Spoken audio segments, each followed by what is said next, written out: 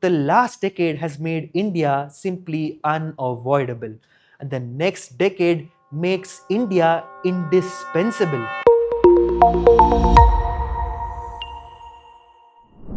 And now for the second big news of the day: why India and the United States locked a 10-year defense pact, while trade war clouds and energy real politics swirl in the background. So, India US Defense just linked a new partnership. It signed in Kuala Lumpur at the ADMM Plus, which stands for ASEAN Defense Ministers Meeting. So, the new 10-year defense framework anchors joint military planning, co production, intelligence fusion, cyber and space coordination, along with AI enabled warfare. And it arrives in a moment shaped by competing pressures. So, you have US tariffs on Indian goods over Russian oil. India is refusing to surrender energy sovereignty, China militarizing the Indo-Pacific region, Russia tightening oil and defense partnerships, and AI transforming conflict faster than treaties can. So, defense pact in the middle of tariff spikes and energy arm twisting, you may ask? Because clearly this is strategic hedging at a superpower scale. But behind the headlines lies the real architecture. Rajnath Singh called it a new chapter. Pete Hegseth called it an ambitious and significant partnership. So now let's look past the ceremony, because this is the first time US commits a long horizon defense planning with India, and the pillars align with the next war playbook: maritime domain awareness in the Indian Ocean, secure logistics and rotations across commands, joint engine, drone, EW, and propulsion deployment, ISR fusion and satellite intelligence corridors. Then you have the entire defense AI stack from autonomy, targeting, and command. Then supply chain de-Chinification. You have munitions, avionics, chips, and all of this is how allegiance moves from dialogue to interoperability to interdependence. We are now on step 2, building step 3. Because remember what we had said earlier, when GD Vance visited India, front page called it, this isn't just saris and smiles, this is hard power alignment. And the same thesis ripens here. Trade fiction is not equal to strategic friction, and energy bargaining is not equal to a security dilution, because India isn't choosing sides anymore, it's pricing a leverage. And the strategic distance before strategic embrace is happening before Kuala Lumpur and Delhi didn't just rush towards meetings, it rationed them. Because Modi declined 3 US invitations, a post G7 stopover, and the Sharm el Sheikh Peace Summit, and now an in person ASEAN meet, choosing virtual presence over a photo op diplomacy. It's not avoidance but leverage. So when Trump claimed India would cut Russian oil to almost zero, New Delhi publicly contradicted him. Commerce Minister Piyush Goyal's line still echoes: "We don't do deals in a hurry, and we don't do deals with a gun in our head." And India wasn't just cooling ties, it was establishing negotiating attitude. And this defense pact lands not after warmth, but after parity was asserted. Because diplomacy comes first, dignity next, and a deal only after both are secured. Let's look at the Russia oil subplot. Pressure as a feature, it doesn't come as a failure, because Washington says India has cut Russian crude by 50%. Delhi says no such instruction exists. Data shows imports are rising again, yet the United States signs a decade long defense pact anyway, because the equation, folks, is very simple: energy from Russia, security architecture with the United States, and sovereignty from both. And the G2 shadow and the Quad question is also worth examining, because a week ago, Trump floated a US China G2, and tariffs on China eased to around 47%, while India stays at 50%, higher than Beijing. So this message is wrapped inside a tariff sheet. And what was Delhi's response?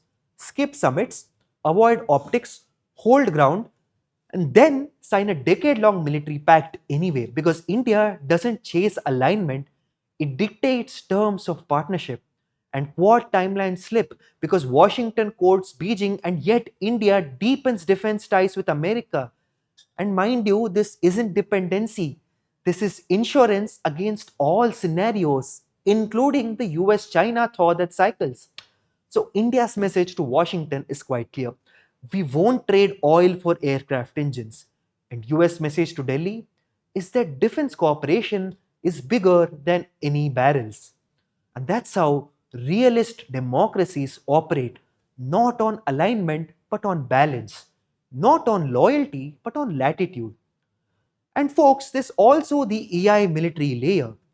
So, what most missed is that the pact isn't just about defense, it also plugs into a broader scaffolding.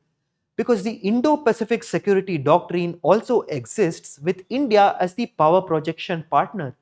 And we also have the US and the defense supply chain shift towards, and you have India also going to bring up their quantum and AI acceleration. You also going to have cooperative research and development in autonomous systems and dual use tech. Infra corridors are going to be tied to subsea cables, and energy routes are going to be all converging with each other because modern deterrence is not missiles first. It's compute, communications, logistics, ISR, and software supply chains.